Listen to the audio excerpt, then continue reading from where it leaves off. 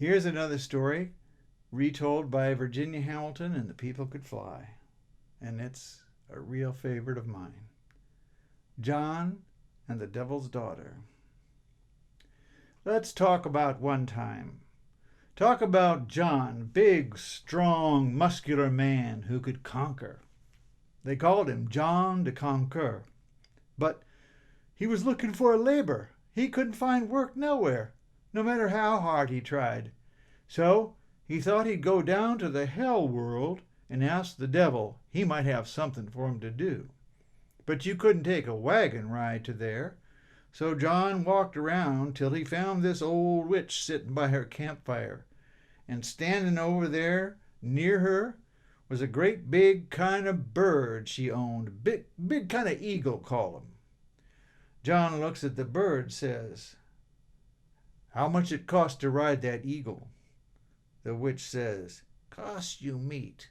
"How much meat?" says John.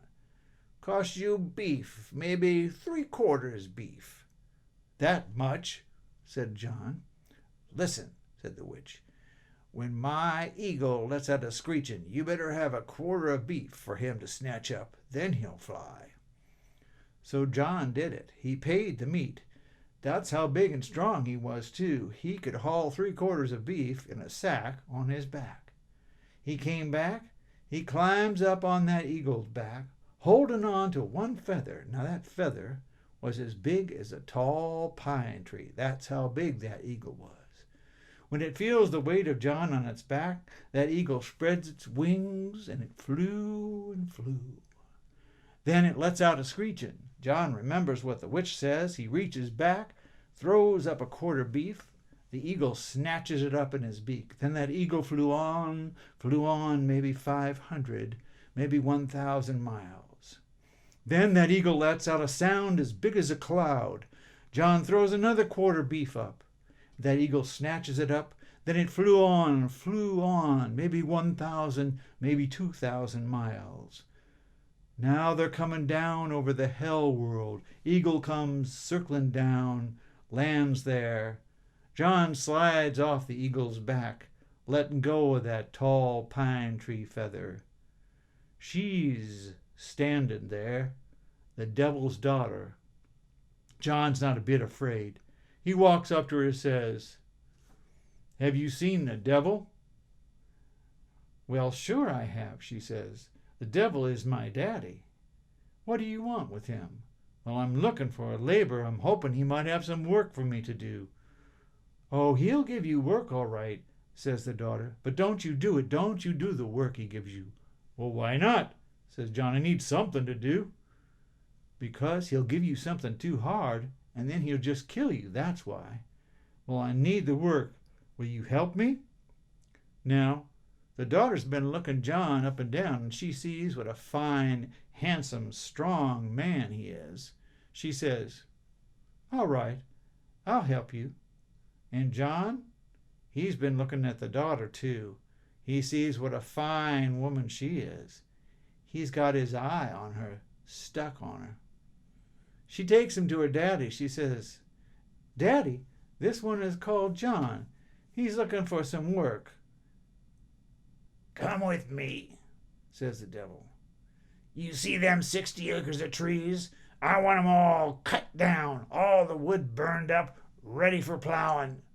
And I don't want you to take a whole day, just a half a day." Next morning, John's up way early. He's got his hatchet out. He's chopping trees as hard as he can. It's 10 o'clock. He's only got 3 trees down. He's never going to make it. The daughter comes by, sees what's going on. She says, "Hand me that hatchet. I'll show you a thing or two." She takes the hatchet. She says, "Cut down one tree, cut down all. Trim all the branches up, put 'em in a great big pile, burn 'em up just like that." And just like that, that whole 60 acres of trees is cut down, chopped up. Everything's burned up, nothing to trouble the eye as far as it can see. Then the daughter goes away. The devil comes down around noon. "Did you do my work the way I said?" "It got done," says John. Now, that wasn't a lie. "Not bad, pretty good," says the devil. "Now, you take them 60 acres, plow 'em all up, plant 'em to corn. I want fat, juicy, roasting ears of corn for my dinner tomorrow night." Now John's up earlier than ever. He gets 2 horses, hitches 'em up to a plow. He's plowing as hard as he can back and forth. It's 11 o'clock, and it's hell, so it's hot. And he's sweating and hot. He's never going to get done. The daughter comes by. She feels sorry for him. She brings him a jug of water. John, he drank that whole jug down. He was that thirsty. The daughter says, "John, hand me that plow. I'll show you a thing or two." She takes hold of the plow and she says, "Plow 1 row, plow all. Plant 1 seed, plant all. Corn go way high over my head, burst with fat, roasting ears of corn." And just like that, that whole 60 acres is plowed up, planted, the corn's grown up, and it's bursting with fat, ripe, roasting ears. John gets an armful of ears. He's going to take the devil his supper. "Well, he's going to kill you anyway, John," says the daughter. "Well, why? I did his work the way he said. 'Cause you're just too big for him, that's why." She thinks. "Wait, I've got a plan. We'll wait till midnight when my daddy goes to sleep. Then we'll sneak down to the stable. I'll saddle up 2 fastest horses. We'll ride out of here. Then we can get married." John likes the plan, so they wait. Midnight. No sound, no light. They sneak down to the stable. They saddle up the 2 fastest horses and mount them. And the daughter's talking to the horses. She says, "You horses, jump it. Jump, I say. Jump 500, jump 1,000 miles. And by morning, they're clean out of there." But who's behind him? Devil, that's who. He heard 'em sneaking down there. Woke up, he put on his boots. Hip high, he talks to his boots. He says, "You boots, jump it. Jump, I say. Jump 500, jump 1,000 miles. The daughter sees her daddy coming. She says, "You, John, be a fox." And just like that, that big strong man is nothing but a little brown fox. Then she turns herself into a pond with a duck swimming around on it. And when the devil comes by, all he sees is a brown fox trying to snatch up a duck off a pond. But his feet are getting sore. "I'll go back to the hell world. Get me something to ride," says the devil. As soon as he's gone, they turn back and get on their horses again. Now the daughter is talking to the horses. She's saying, "You horses, jump it. Jump, I say. Jump 1,000, jump 2,000 miles. They're clean out of there, too." John looks behind. There's the devil. He says, "I don't know what we're going to do, but we better do something about your devil daddy."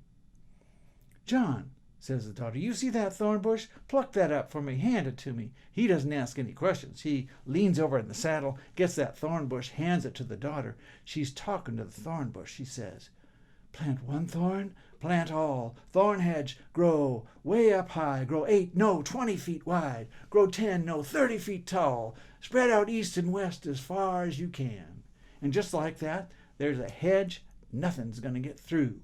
The devil can't get through it, not even though he's riding the meanest, reddest bull in the hell world. "I'll go back to hell for my hatchet," says the devil. "Then I bet I'll get through." So he rides back to hell, gets his hatchet, and he's chopping at that thorn hedge through cold winters and hot summers, and finally he does get through. But when he does, there's no scent of horses, no daughter, no John to conquer. They made it, you see. They got through. They got married all right, settled down, had a whole lot of children, and lived happily a long time. And if you don't believe this story, you just might burn.